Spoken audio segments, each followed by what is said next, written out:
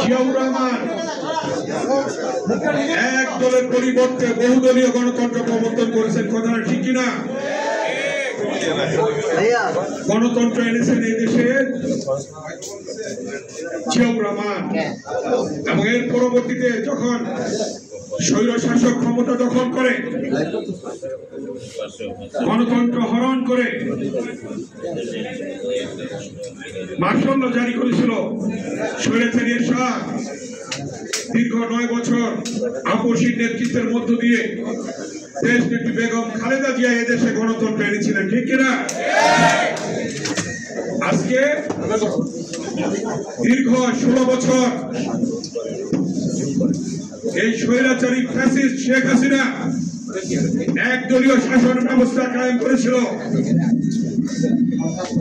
এবং সেই আন্দোলনে ইলিয়াস আলী, চৌধুরী আলম, সুমন সহ অনেক ভাই গুম হয়েছে, রক্ত দিয়েছে।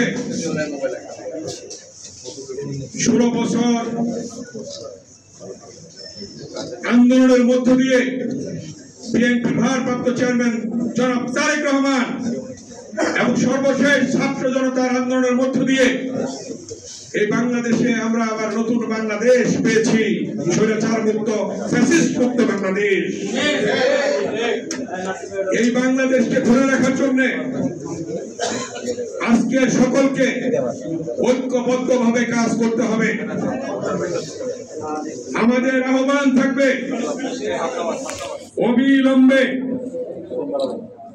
এই অন্তর্বর্তীকালীন সরকার প্রয়োজনীয় সংস্কার দ্রুত সমাপ্ত করে একটি জাতীয় নির্বাচন অনুষ্ঠান করা, এবং সেই নির্বাচনের মধ্য দিয়ে নির্বাচিত সরকার আসবে, সেই সরকার এদেশ পরিচালনা করবে। আপনাদের মনে আছে এদেশ ছেড়ে পালাতে বাধ্য হয়েছে ফ্যাসিস্ট হাসিনা। একদিন আগেও যে বলেছিল যে শেখ মুজিবের মেয়ে পালায় না, কিন্তু আমরা কি দেখলাম একদিন পরে দৌড়ে গিয়ে পালিয়েছে। অতএব পলাতক স্বৈরাচার আজকে প্রতিবেশী দেশে বসে ষড়যন্ত্র করছে, চক্রান্ত করছে। আজকে বাংলাদেশের জনগণ ঐক্যবদ্ধ ভাবে এই প্রতিটি স্বৈরাচারের ষড়যন্ত্র মোকাবেলা করে আগামী দিনে একটি নির্বাচন দেবে এবং এই নির্বাচন আদায় করবে, এটাই আজকে সকলের শপথ।